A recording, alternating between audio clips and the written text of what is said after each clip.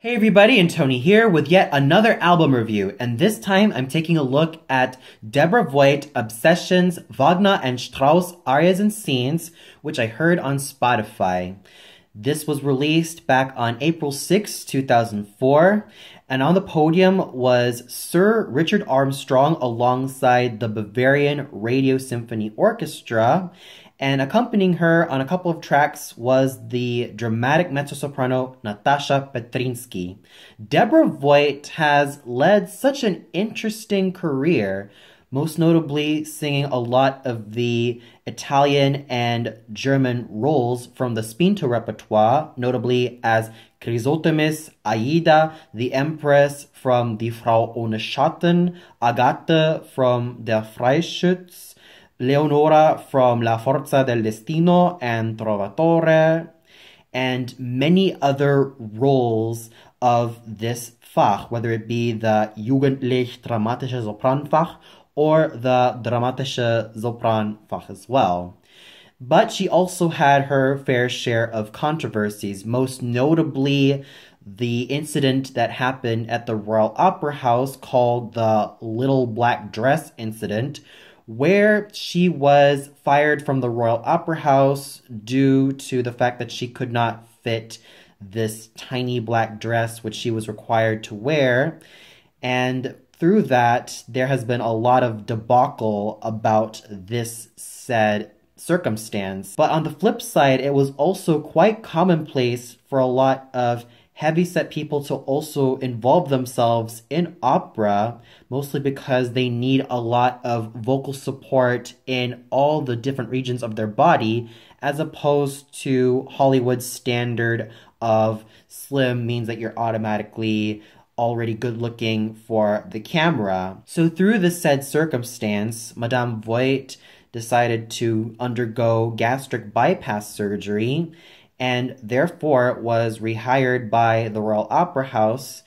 And basically, she's also been transitioning to a lot of the meatier Wagnerian soprano roles like Isolde and Brünnhilde. And whether people love the sound of her voice or not, she still was very well known in all of these big roles which require a really huge voice and able to really sing all the notes really, really well. And my personal encounter with Deborah Voigt mostly came by chance, as I've mostly encountered her through a magazine article when I was about 10 years old, and I was quite interested with this singer, and I've read a section where she specialized in all of the Wagnerian soprano parts and even the Strauss soprano parts, but also some of the Italian roles like Aida and Tosca, and some French roles like Cassandra from Le Troyon.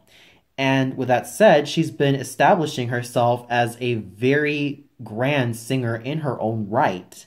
And with this album, I have to say that this is definitely a very fine work of the work that she has to offer in the Wagnerian and Strauss repertoire, in which she has been very well known for. The album starts off with Elisabeth's Hall aria from Tannhäuser, Dich teure Halle, and I thought she sang it very magnificently. Then we go to Sieglinde's two scenes, Du bist der Lenz and Der Männer Sippe, which she sang with aplomb and fine security, and really knew how to pay close attention to the text.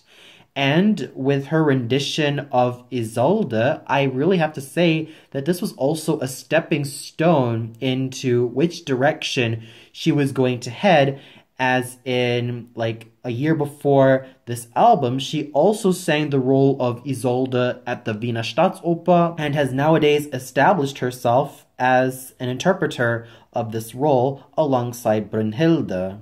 And I thought that her renditions of the Empress's two scenes were really, really well done, showing great security in the high notes.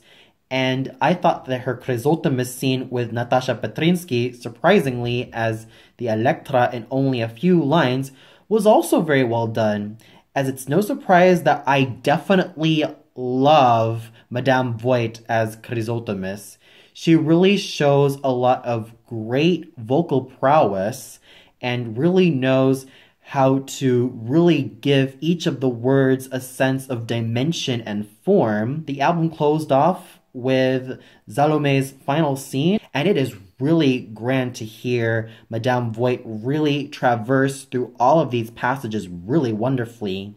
However, if I would have had it my own way, I would have loved to have the album close off with the immolation scene from Götterdämmerung, which is no surprise because whenever you think of a Wagnerian soprano or dramatic soprano releasing their said albums, they would usually close it off with the immolation scene from Brunhilde, as it has a lot of exciting moments and really wraps everything up in such an epic climax. But as it is, as an overall album, it is definitely a great testament to really hear what a voice Madame Voigt has, and especially when it comes to really embodying all of these roles. And with that said, I give this album a well-deserved 5 out of 5. It is a must-listen for any fan of Deborah Voigt and any fan of Wagnerian and Strauss music. Well, that's all for now. Be sure to tune in for yet another movie review in which I'll be catching at the Kino Babylon. So until then,